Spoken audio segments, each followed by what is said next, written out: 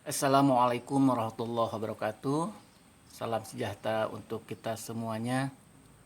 Semoga semuanya kita selalu sehat, sukses, sejahtera, selamat selamanya, panjang umur, dan selalu dalam lindungan Allah Tuhan Yang Maha Esa.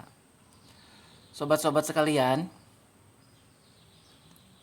awal-awal permulaan sekolah adalah menjadi awal yang menjadi siksaan bagi anak-anak yang baru masuk sekolah.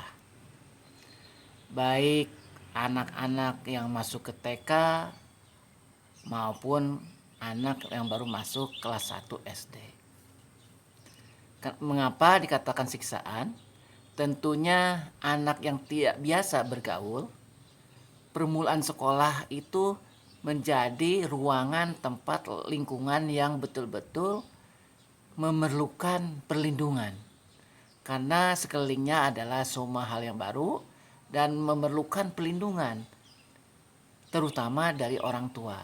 Oleh karena itu lingkungannya menjadi lingkungan yang merasa tidak aman karena dia secara sosial masih kurang bisa bergaul. Oleh karena itu, tidak jarang pada awal-awal permulaan sekolah, para orang tua, khususnya ibu-ibu yang kebetulan suaminya bekerja, biasanya dia akan selalu mendampingi anaknya untuk menunggui selama sekolah itu berlangsung.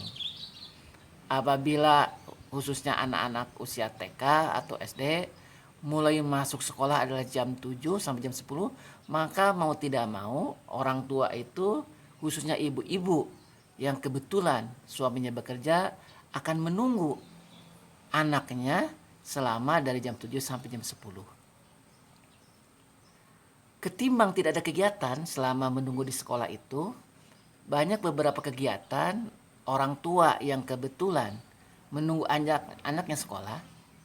Ada juga beberapa kegiatan yang dilakukan oleh ibu-ibu tersebut.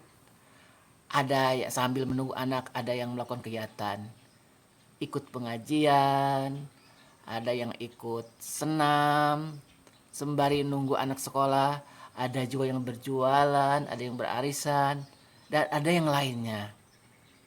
Hal itu adalah sambil menunggu berakhirnya sekolah. Itulah beberapa kegiatan yang selalu dilakukan oleh ibu-ibu, khususnya ibu-ibu muda yang baru punya anak yang usia TK ataupun baru masuk awal-awal di SD kelas-kelas awal atau kelas rendah, misalnya kelas 1. Apa yang dilakukan? Ada yang positif, adapun ada yang negatif.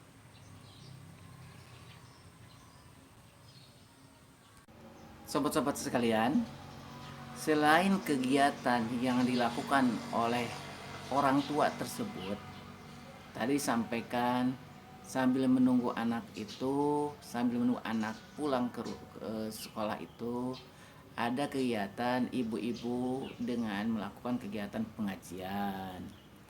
Ada juga kegiatan arisan. Ada kegiatan juga yang berjualan. Bahkan bagi yang belum menyelesaikan pekerjaan di rumah, terkadang ibu-ibu itu pulang dulu ke rumah untuk menyelesaikan pekerjaan di rumah, baru kembali lagi pada saat menjelang anak pulang sekolah.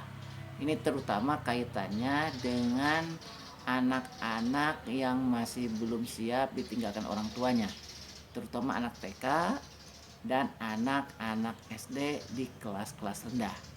Itulah masih memerlukan bantuan, pengawasan, dan ditungguin oleh orang tuanya karena merasa belum siap untuk ditinggalkan. Namun menariknya juga ditemukan ada ibu-ibu dengan kesibukannya menunggu anak juga dimanfaatkan. Manakala dia sudah mengantar anaknya dan sudah aman, anaknya sudah masuk ke kelas, terkadang ada sebagian orang tua, seorang ibu-ibu dengan terburu-buru dia dijemput oleh seseorang. Kalau masuk sekolah jam 7, berarti jam 7 lebih dia dijemput oleh seseorang. Dia berangkat dan kembali lagi menjelang kepulangan anak dari sekolah tersebut. Artinya ada waktu rentang waktu 2,5 jam sampai 3 jam dia meninggalkan anak sekolah, dan dia baru datang lagi menjelang anak pulang sekolah. Juga kegiatan ini, perilaku, sikap, dan tindakan ini juga tidak hanya dilakukan oleh satu kali, bahkan berkali-kali setiap saat dengan penjemputan dari orang yang berbeda yang sebelumnya. Kalau kita perhatikan tentang waktu antara jam 7 sampai 10 artinya 3 jam. Anggaplah 2,5 jam meninggalkan anak belajar dan dia juga melakukan kegiatan di luar. Artinya potensinya adalah potensi perilaku di luar itu yang perlu kita cermati bersama. Apakah apa yang dilakukan? Mereka berdua yang lebih tahu. Pada intinya rutinitas seorang ibu ataupun ibu muda itu dengan keluar dari lingkungan sekolah dan apa yang dilakukannya tentunya itu tidak tahu. Inilah fenomena pengalaman yang teramati di lingkungan sekolah apabila seorang ibu yang aktif antar jemput anak dan tidak sempat pulang dulu ke rumah, dia lebih mementingkan menunggu anak di sekolah dan dimanfaatkan untuk keluar dari tempat sekolah itu. Perilaku apa, tindakan dilakukan kita tidak tahu. Nah, karena itu ini hanya sekedar informasi, ini sekadar pengalaman, setidaknya akan menjadi perhatian kita semuanya. Demikian Ibu sampaikan. Mohon maaf atas segala kekurangannya. Bila ini salah mohon maaf, tapi setidaknya ini adalah pengalaman yang teramati di lingkungan di mana perilaku-perilaku sosial yang dilakukan di masyarakat, terutama kaitannya pola asuh, pola pembimbingan, dan pola penjemputan anak di sekolah itu ada ruang waktu yang dimungkinkan ada kegiatan lain, baik yang sifatnya kegiatan positif maupun negatif. Demikian Bu sampaikan. Sekali kali bukan menggurui, setidaknya kami berbagi dan mudah-mudahan bermanfaat, dan mohon maaf atas kekurangannya. Wassalamualaikum warahmatullahi wabarakatuh.